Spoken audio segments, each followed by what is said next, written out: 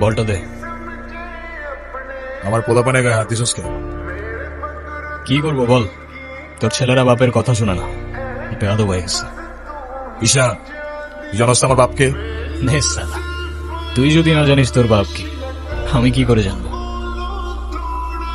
সবাই আমারও আসবে ঈশান। হ্যাঁ আসবে তো, অবশ্যই আসবে। আর কুত্তেকা দিন আতা ভাই, ঢোমারি তোরও আসবে।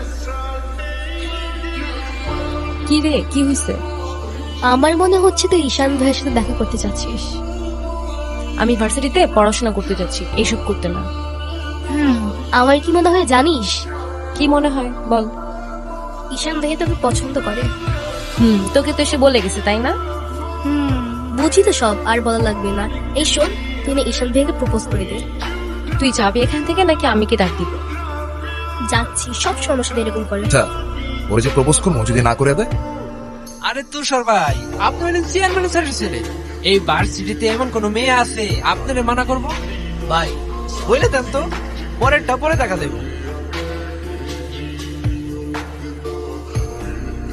ক্যাম্পাসের সবচাইতে সুন্দরী নারীর জন্য এই সুন্দর আই লাভ ইউ।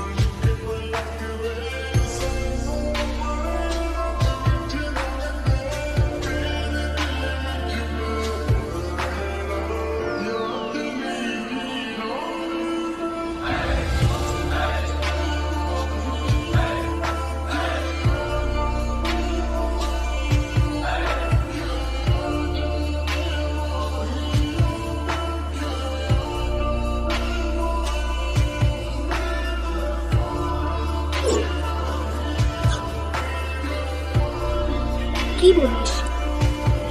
তুই কি ডিরেক্ট প্রপোজ করে দিছিস? সবকিছু কি ডিরেক্ট বলতে হয়? কিছুটা তো বুঝে নিতে হয়। আপনি নিজেকে যেমন দেখান, আপনি আসলে এরকম না। নিজেকে যেমন দেখাই, কেমন দেখাই আমি? এই যে সব সময় রূপ থাকে, মনে হয় নিজেকে নিজের থেকে লুকিয়ে রাখছে। তবে ভাগাভাগি করে নিলে ক্ষতি কি?